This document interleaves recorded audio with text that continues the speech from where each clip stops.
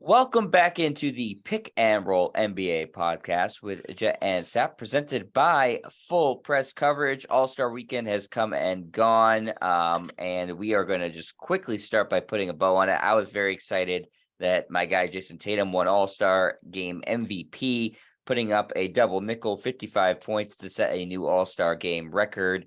But the story of the weekend might actually be that no one besides you and me watched SAP. The ratings were way, way down. So the NBA may have a little bit of a problem on its hand with All-Star Weekend in terms of people don't really care about the game because it's so non-competitive. Now, crazy junkies like you and I are going to watch, but how do you get the casual fans back involved? Only 4.9 million people watch this game. More people watch the Pro Bowl or whatever the iteration is right now, which is flag football. So more people will watch that than the NBA All-Star Game. I think part of the problem is it starts too late. It's a Sunday night game, and we saw a week before the Super Bowl starts at 6:40. Why not start the NBA All-Star Game at 6:40 so that I think you get maybe a wider audience, especially on the East Coast. So maybe it starts too late to get the best ratings. The draft was endless. That draft with Giannis and LeBron took as long as like the first round of an NBA draft in June. It just was going on and on and on. And Giannis, by the way, is the guy who shows up at the fantasy draft and picks the best running back in the third round and is surprised when people tell him that running back was the first overall pick. So, and I've had this in my own fantasy drafts. I haven't done fantasy in a while, but back in like the late 90s, we'd have a fantasy baseball draft and everyone knew just leave Barry Bonds for me. That was kind of part of the deal. But I got the first pick in the draft, picked Barry Bonds, and somebody in the third round decided to draft Barry Bonds, and we had to remind him that Bonds was the first overall pick like an hour ago. So Giannis has to be a little bit better. But I think we talked about it last week. As far as the game itself, I would have Team USA versus the world. And there are enough players that could represent the rest of the world that the game would be very competitive. You'd have Luka and Joker. You'd have Embiid. You'd have Giannis. Heck, Shea Gilgeous-Alexander's from Canada. Pascal Siakam is from Africa. Kyrie Irving could represent Australia. Lauri Markkanen, who made his first All-Star Game appearance, is from Finland. And probably in a year or two, you could have Paolo Banchero represent Italy. You could have enough players that could represent Domantas the world. Sabonis was there too. He could exactly. represent. Yep. Yeah, exactly. And I think Andrew Wiggins, if he made the All-Star Game, is from Canada. I think Jamal Murray is also from Canada, if I'm not mistaken. Yep. So, yeah, I mean, you'd have a loaded team. In fact, I'd probably bet that team. Since like 4 of the top 6 players in the world are not from the United States, I think that would be a more exciting game. And you would kind of bypass this draft, which I think on the surface seems cool, but they've got to execute it better. It just took forever and ever and ever. By the time the game started, I was like exhausted. Yeah, it was almost 9 o'clock by the time the game started, Sap. And, I was excited to watch the game because, like I said, I am a basketball junkie and, I just want to watch all that stuff. The best player in the world. I can't really say compete, but play, I guess. I wanted to watch the best players in the world play. But TV listing said, the draft's going to start at 7:30 and then the game will start at 8. Well, the game didn't start close till 9 because, like you said, the draft was endless. Well, first they have the player introductions. Then they have the captain introductions. Then they had the draft. Then they had the national anthems of Canada and the United States. Then they had a concert. And then they had shoot around. And then they had the game. Like that, it was crazy. So, yeah, it started too late. But I think, Sap, the biggest problem is, people like watching dunks and three-pointers but they don't want to watch an entire game that's dunks and three-pointers. So the apathy of the players is translating to the apathy of the viewers. And yeah, I think US versus the world would definitely get more people interested in it. The only issue with it is how do you then determine, who the all-stars are, because are you just going to pick guys from the world who aren't necessarily worthy of being an all-stars? Like you said, Jamal Murray is a very good player. He didn't make the All-Star team this year, nor should he have. Is he suddenly going to get an All-Star nod because it's US versus the world? So they have to figure out how to do that because All-Star appearances are important to players and also translate to money on their contracts. Yeah, you'd have to figure out the numbers, right? Because we named like 9 players that could represent the world. Players 10, 11, and 12 wouldn't necessarily be all-star caliber players. And what would you have, 15 guys from the United States? And then how would you manage that in terms of coaching? So, yeah, those are some of the details that certainly would have to be worked out. As far as the dunk contest, I know people were saying that Mac McClung saved the dunk contest. I don't think that's the case. I know someone put out some idea, which I'm going to steal, and I think it would be a great idea, where you would have 3 or 4 established stars in the dunk contest. Let's say Zion Williamson, if he's ever healthy, John Morant, Anthony Edwards, but then you'd also have 3 like internet dunk stars like Mac McClung and a couple of other guys. So you'd have 6, maybe 8 people involved in the dunk contest. Have it, and you bring out $1 million in cash to center court, winner take all. Maybe that's enough to get John Morant, Anthony Edwards involved, because they were both all-stars. They were there. So I think, maybe they would participate if there's $1 million cash available. Maybe they won't, because, they're going to be making, 50 times that in their prime, just from their own player contracts, let alone the sneaker contract. So maybe that's just, wishful thinking, but that could be one thing to have it. Or you could just say, look, to be in the dunk contest, to be in the 3-point contest, you actually have to be an all-star. You're not going to bring in Buddy Hield to participate in the 3-point shooting contest. And you're not going to bring in Mac McClung, even though people think he saved the dunk contest and it was very entertaining. But, you've got to be an actual all-star to be involved in those types of festivities. Look, when I covered my one all-star game back in 1982, which was held at Brendan Byrne Arena in New Jersey, home of the New Jersey Nets, the final score was 120 to 118. It was a pretty competitive game, obviously. The MVP of the game, the last time a Celtic won MVP in an all-star game, was in fact Larry Bird in 1982, the game I was at. He scored 19 points. And here's Jason Tatum with 55 points. So the game has completely changed. And look, all the power to Jason Tatum. He was spectacular, but there was really no defense being played. The 5 leading scorers in the game Sunday night combined for 194 points.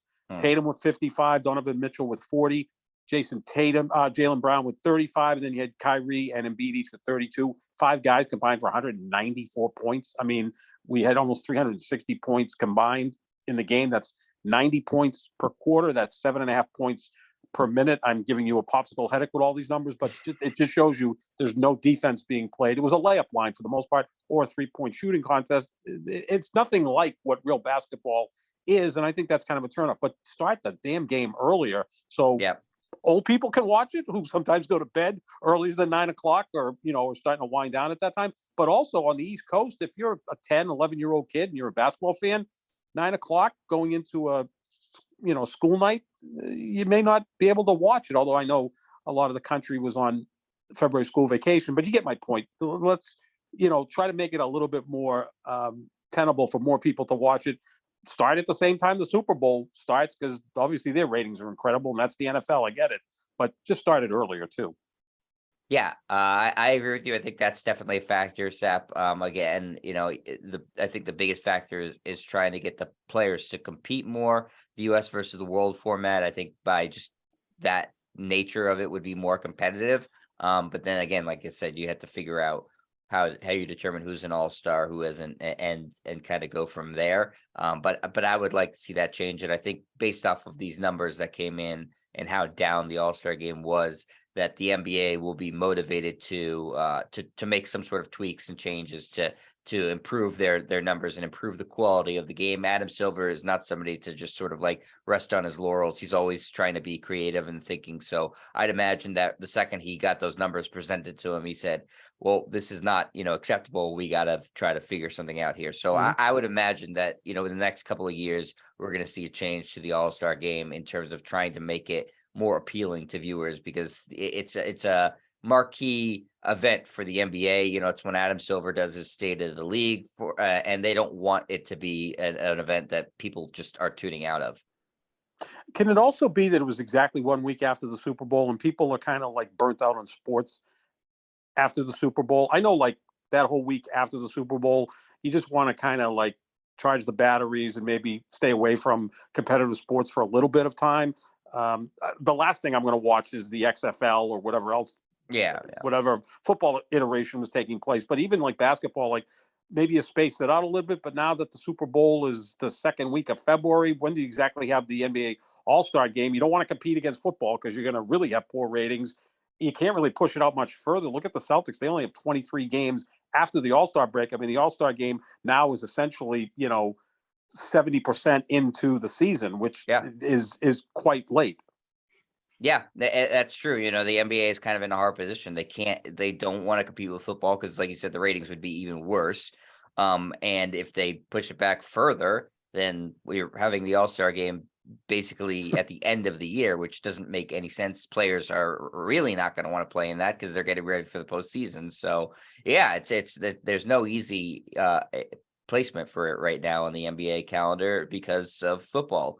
And that's the NBA sort of has to deal with that. But like you mentioned, Sap, we are almost 3/4 of the way through the year, and we just had a coaching change in the league. It seems late for that, but hey, it's the NBA, and weird things happen all the time. The Atlanta Hawks decided to move on from Nate McMillan, and they are already in the middle of talking to a potential replacement. Quin Snyder is right now viewed as the front runner for the job, former coach of the Utah Jazz, before Danny Ainge decided to clear house there, and they are in tank mode. And another candidate being mentioned is former Celtics head coach Ime Udoka, Sap. So Atlanta makes a change, and they're talking to two pretty high-profile coaches. They came into the year with a lot of expectations, trading the offseason for DeJounte Murray. Right now, they sit one game under 500. They're 29-30, currently the 8th seed in the East. What do you make of this move, Sap, and who do you think's the right guy for the new position? I'm going to look at this through a Celtics prism, so this will really get you interested. Oh, yeah. Let's say the Atlanta Hawks hire Ime Udoka and they finish as the 8th seed. They were in the play-in tournament. They're the 8th seed. Who they would play in the first round? The Boston Celtics. That would be an interesting first-round matchup, wouldn't it? I mean, the Celtics have more talent than Atlanta. They should win. But now you have the X factor of Ime Udoka as the coach of the Atlanta Hawks. But even more concerning for the Celtics, if Ime Udoka becomes the next head coach of the Atlanta Hawks, don't you think that one of the reasons they may hire him is potentially for him to recruit Jaylen Brown when Jaylen Brown is a free agent in 2 years to come to Atlanta, his hometown? We hear that Jaylen Brown may want to be, quote unquote, the guy in some franchise rather than being the number 2 guy to Jason Tatum with the Celtics. I mean, he's going to be a free agent, or at least could be a free agent in 2 years if Udoka's there. And we believe the relationship with Udoka and Jaylen Brown is good. I don't know if it's quite as good as Jason Tatum in Udoka. Jason Tatum this week called Udoka his favorite coach ever. That includes Brad Stevens, Joe Mazzulla, and Coach K. So, pretty high praise for Ime Udoka. But just looking at it from there, that Udoka would be an interesting choice for Atlanta. Plus, he would help your defense, right? He's a defense-first coach. That's what Atlanta needs to do. So I think he would be a great choice. Quin Snyder would also be a good choice. If you're picking either one of those guys, you're going to get yourself a very viable, accomplished head coach. But I think that Udoka could maybe bring more if you try to recruit Jaylen Brown as a free agent in a couple of years. Jaylen Brown's from Atlanta, and you would think Atlanta should be able to recruit free agents at some point.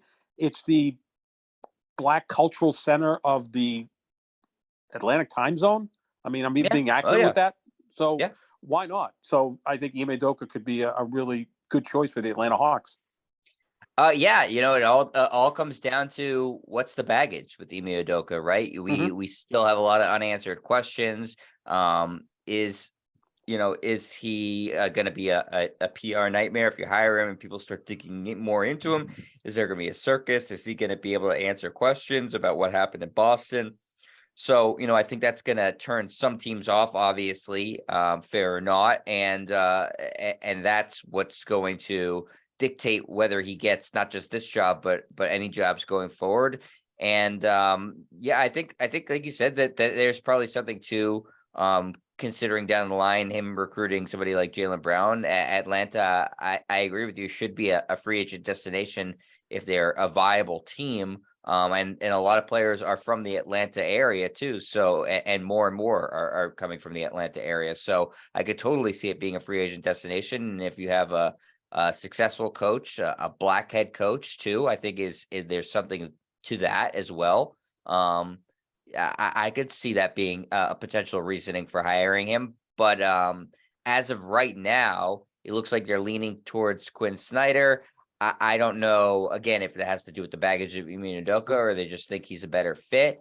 To me, the story here is less about who they hire and more about Trae Young's relationship with two coaches now in his young career has gone sour twice.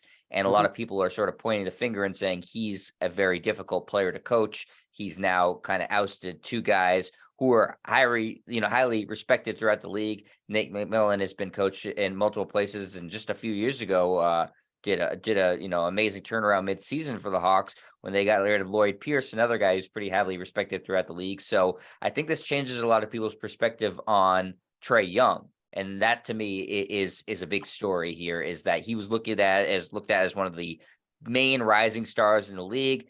This year, he's struggled a little bit more, didn't even make the All-Star game. And now his coach is fired with, like you said, 20 some odd games to go. So how do you look at Trae Young today? Yeah, I mean, I think his stock has fallen a little bit. Again, he's a nightmare defensively. I mean, on his own defensive end, he gets in a bad abused. way.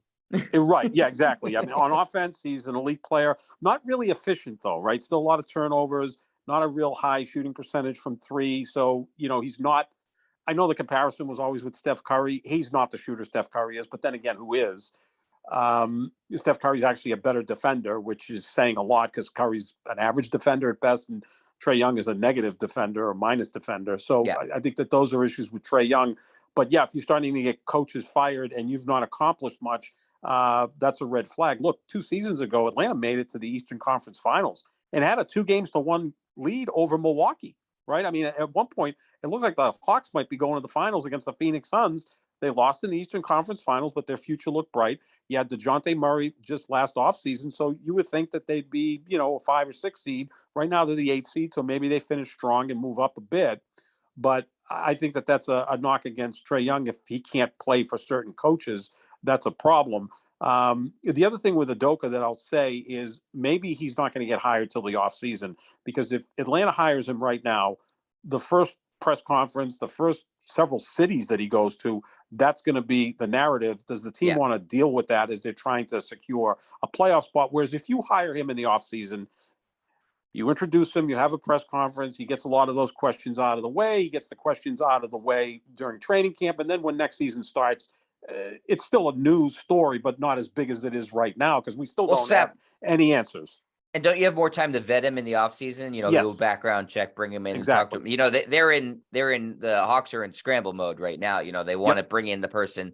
Most times you would just say, we're going to go with, whoever the lead assistant is. They don't seem to want to do that because, again, they are in playoff position right now. So I think that they obviously don't have a lot of faith in whoever their, head assistant coach is. And so they're moving fast. But I could, in the offseason, I think you're right. One, because you said it gets those press conferences sort of out of the way when there's more downtime. And two, you have time to do a full, extensive background check, talk to him, talk to the Celtics, talk to whoever you need to talk to make sure he's the right candidate for the job. And so the timing is a little bit hard, but I don't think it's out of the question, even though they're saying Quin Snyder's, deep in talks with them. I wouldn't be shocked if they pivoted and went to Ime Udoka. He was close to getting that Nets job just a couple months ago. Ultimately, it seems like the Nets made the right decision because they extended Jacques Vaughn, who's done a really nice job riding the ship for them. And so I don't know. I don't think it's going to be easy for Udoka to have a job right now. Teams seem very PR conscious, for one, and two, I think that they have no idea what happened with him. For whatever reason, the Celtics have kept it pretty tight-lipped. Yeah, I mean, it's almost like the Celtics are the mob. They're holding on to secrets. No one can find out exactly what happened. As far as the Ime Udoka as well, I think that I think he's a very good coach, and players respect him because he's hard on them. He's going to preach defense, and that's what he did with the Celtics a year ago, and it got them to the NBA Finals.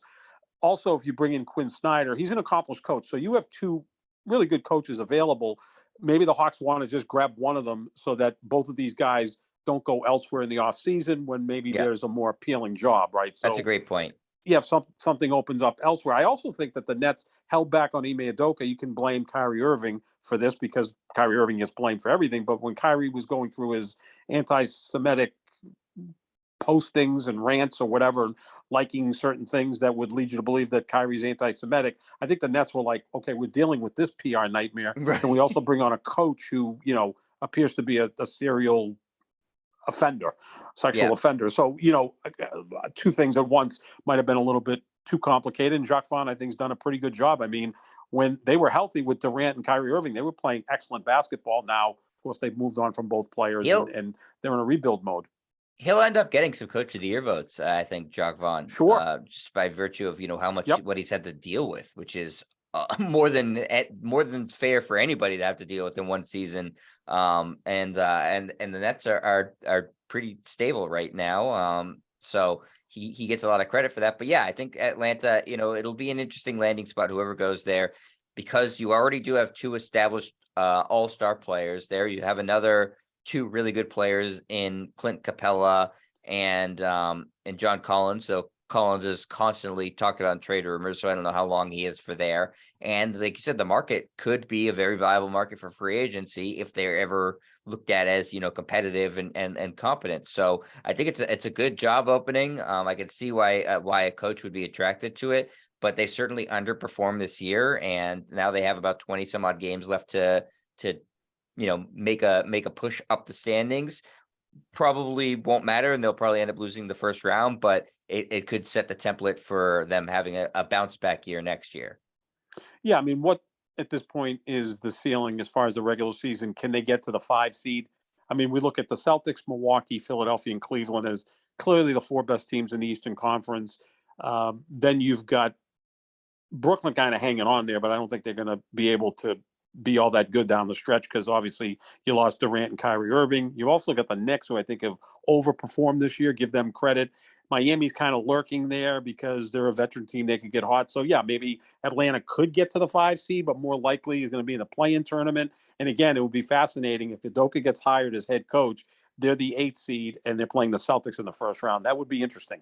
Yeah, it would be a good storyline. I mean, obviously the Celtics, the expectation should be for them to destroy, if they're the 1 seed and they're playing the 8th seed, they should, I don't want to say you have to sweep them, but you have to, have a pretty competitive showing, and winning 5 games really. But I think that's probably what would happen, but it would be definitely a very good storyline and bring a lot of eyeballs to the first round, where a lot of fans are sort of kind of, waiting to see what the cannon fodder is, and then go to the second round, and then it gets interesting. But that would definitely create some interesting storylines, and that's sort of what we're looking for. Sap down the stretch here are sort of what are the biggest storylines going forward? Who's in the front, the driver's seat for the championship? Who are in the driver's seat for the awards? And right now, Sap, do you want to start with who we think is going to win the title at this point, or who is going to win some of these major awards? Whatever you'd like. All right, let's just You're the boss. It's okay. Pick and roll NBA podcast with Jet and Sap. Okay, thank you very much. I appreciate the. You've been promoted. The vote of confidence. Thank you. Does it come with a pay raise? Well, I have no say on that. Okay, fair enough. Well, I'll put a good word in for you. Yeah, thank you, Sap. Well, I think let's build towards who's going to win the championship. So start with who are going to win some of these awards right now, because this has been a big story recently. Jokic going for a 3rd straight MVP, and it looked like he was kind of cruising towards it. The straw poll that they did amongst people who vote for it right before the All-Star break showed him having a tremendous lead in terms of how people are viewing him winning the MVP. Something weird happened during the All-Star draft where he was the second to last pick.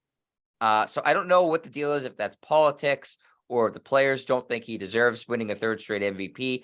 I'm not sure. But there's also been a lot of pushback in the media about him winning a 3rd straight MVP. He's having a marvelous season. Obviously, he's averaging a freaking triple-double for being a center, 24 points, 11.5 rebounds, 10 assists a game, shooting 63% from the field and almost 40% on 3-pointers. So, I mean, that's crazy.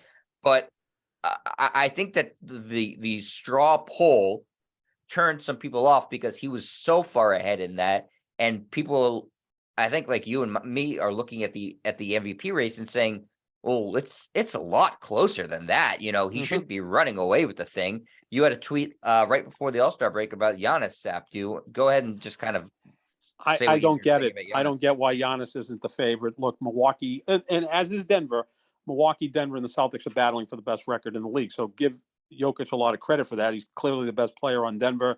He's durable. He's consistent. again, shooting 63% from the floor is like, Shaq level. I mean, and this is a guy that shoots 40% from three. He won back-to-back MVPs.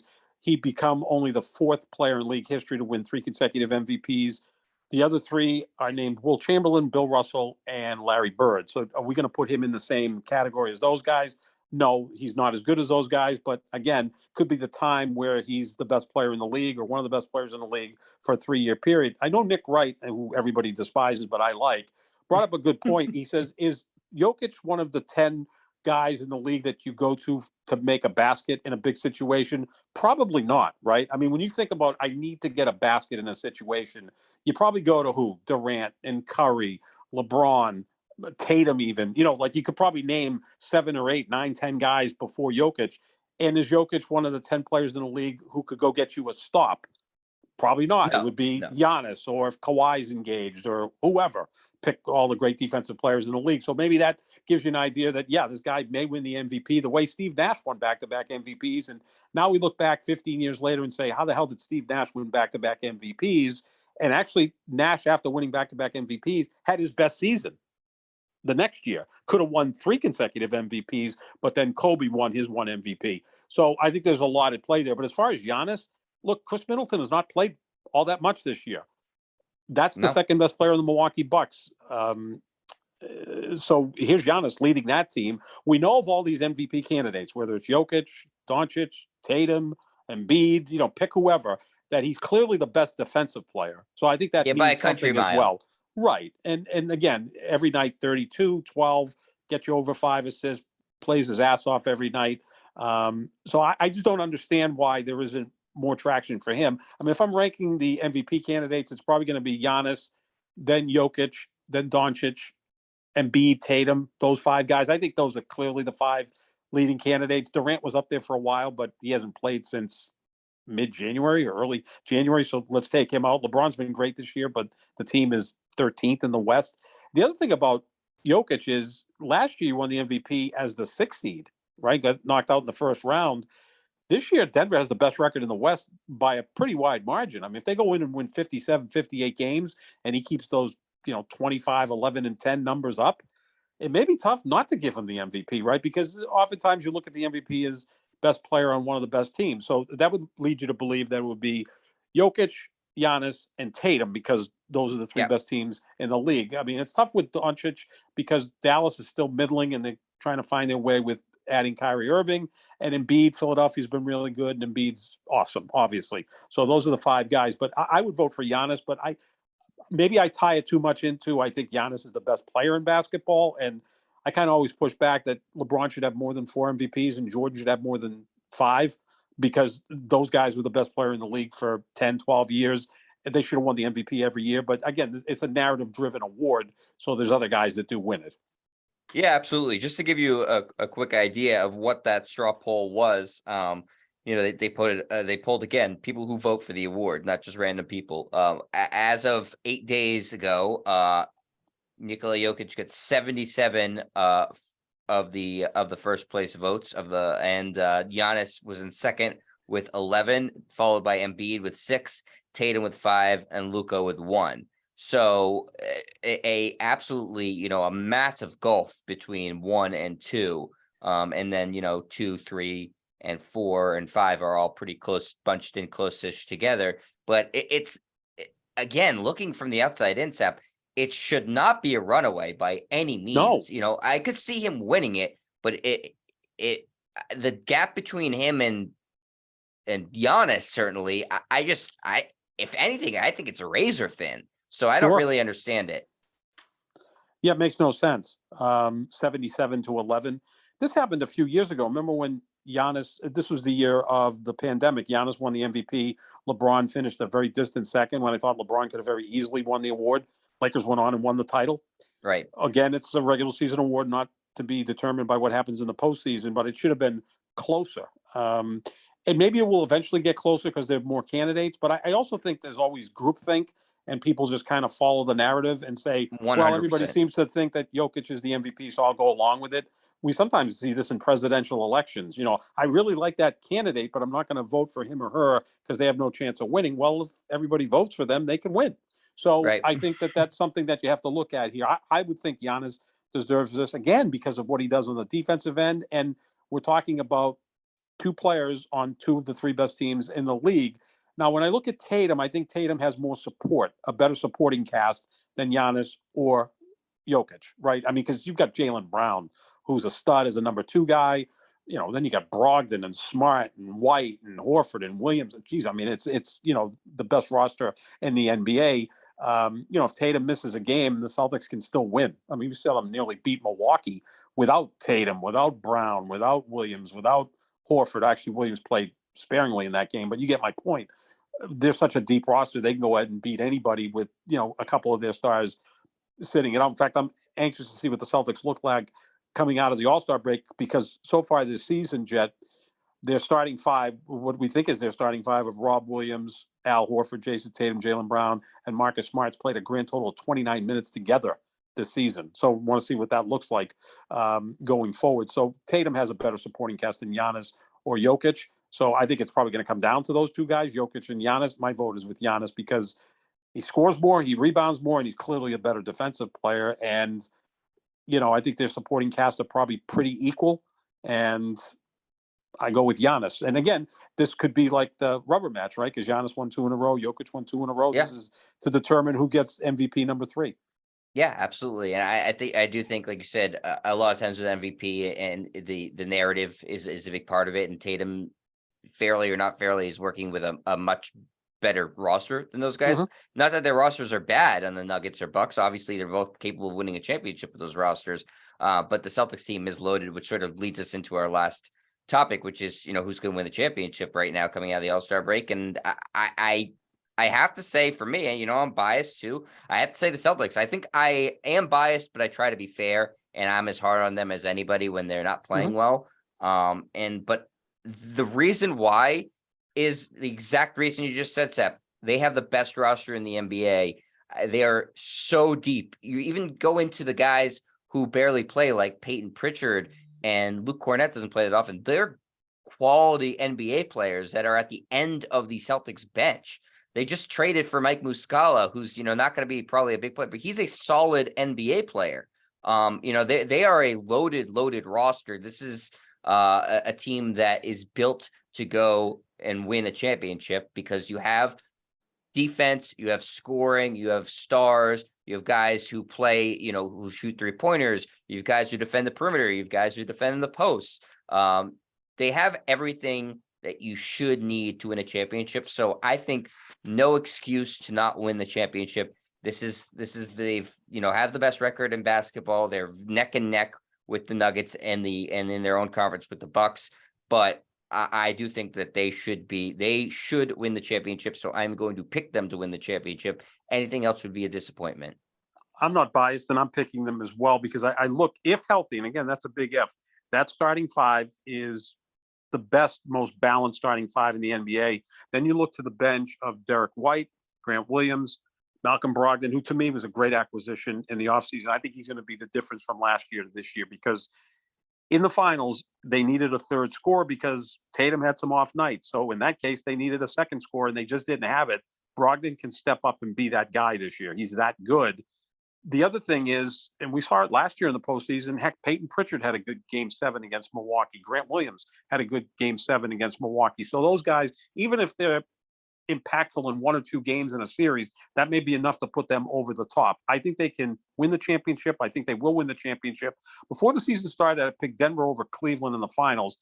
Denver's done everything I thought they would do. I just thought they should have made some addition at the trade deadline. In fact, they took away a pretty good bench scorer in Bones Highland. I have no idea why they traded him, but I don't think they're as strong as they could be. They should have added something at the trade deadline. Cleveland has been somewhat of a disappointment for me. I think they're still trying to find their way around. And look, Donovan Mitchell's been even better than expected in Cleveland. He's a stud. He's an absolute stud.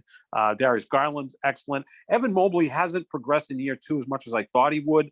And I thought that they would make some sort of move at the trade deadline. Instead, they got rid of Kevin Love, which is no great loss. But maybe in the buyout market, Denver and Cleveland will add something.